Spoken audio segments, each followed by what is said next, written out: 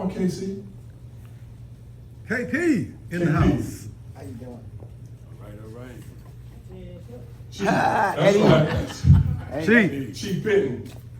Master Chief. That's right too, lady. All right, let me give the mic up. Go ahead. I'm trying to figure out what stories should I tell you my earlier in life story. Gifts and talent. Hey, my gift is the gift of gab, so all my stories. But the gift of gab with a purpose. That's it. See, that's the key right there. Let me tell you about my memory of being born. I remember laying in my mom's stomach. I was born in December. And in July, I was stretched out, I was yawning, I would do what I do, you know, because at 3 months, a baby is really fully formed. So I ain't have nothing to do, so I'm just sitting around like, okay, when is this date gonna come around? I'm ready to go. I got things to do. So July came around and I asked my mom, you know how you talking about the baby's kicking? So I was kicking. And she said, what's wrong? I said, hey, drop me a newspaper or something. I need something to do. So she waited 6 more months. So we went to the hospital. They prepared her to deliver me. I'm sitting up there like, okay, it's time to go. So everything opened up, and I'm on my way out. Everything open.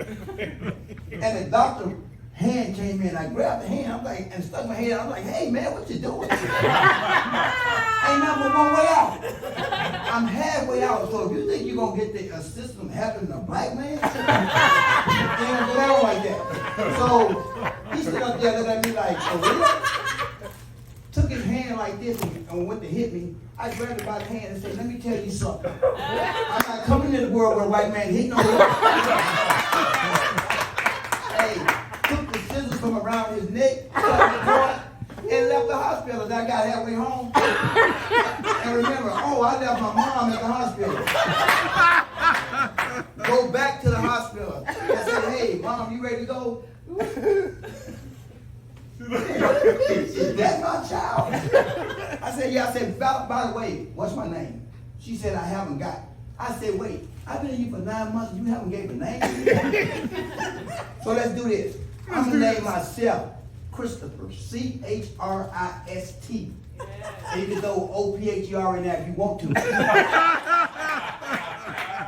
Told my mom, let's get up out of here. I'm walking down the hallway, I feel a draft come. I'm like, I don't have no clothes on.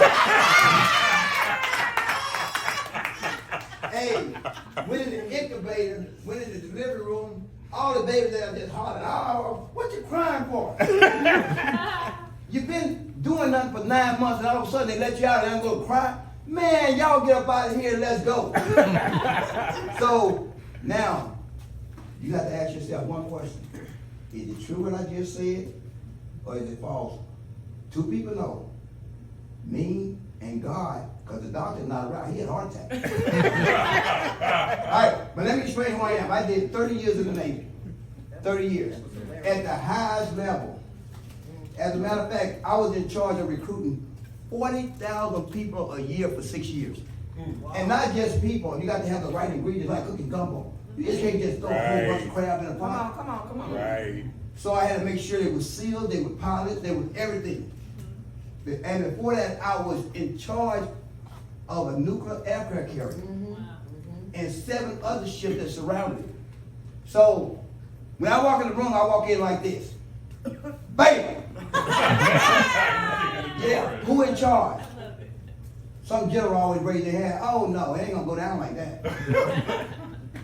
I'm now in charge. You know how you figure? I walk in the room, I say, who's the smartest person in the room? 3 people raise their hand. I said, y'all got it wrong. I said, who is the smartest? And 3 of you raise your hand. It can only be 1. So you already pumped the test right off the bat. So I said, it don't even make a difference. Now I become the smartest person in the room. They say, how you figure that? Because you work for me. Come on. I didn't ask you who knew more about what's going on. I asked you who was the smartest person. When somebody worked for you, that makes them smarter than you. Walked out the room, dropped the mic. I keep a whole bunch of mics in my back pocket. So if you're ever looking for me, just follow the mic. 30 years. Matter of fact, they about to do a movie about my life. I'm down to 3 people to play me in the movie. Who you got? Kevin Hart, Michael B. Jordan, Sterling K. Brown. I'm telling you who I'm leaning toward. Sterling K. Brown. Cause I'm thinking Kevin Hart. They say Kevin Hart this big. I ain't got time. What? Yeah. He may be funny, but can you wear a uniform? Right. See, don't let no. You're gonna walk in the theater and say, "Oh, it's a joke." No, I ain't a joke. I'm not. Hey, I'm a joke, but I ain't a clown. Figure that one out. I'm a joke, but I'm a clown. There's the last thing I'm gonna say. I'm gonna sit down. If you see bruises on me last night, you see bruises on me. That's because last night I got to use the bathroom at 2 o'clock in the morning. Didn't recognize myself and jumped on me. You're a bad brother. I'm a bad dude. And I whooped myself until the police pulled me off the roof. That's who I am. I just want to know who won. Oh, I'm here. Hey, I've been on 5 suicide missions. I ain't told the guy I've been on 5 suicide missions. You know what he said? How'd it go? I'm here.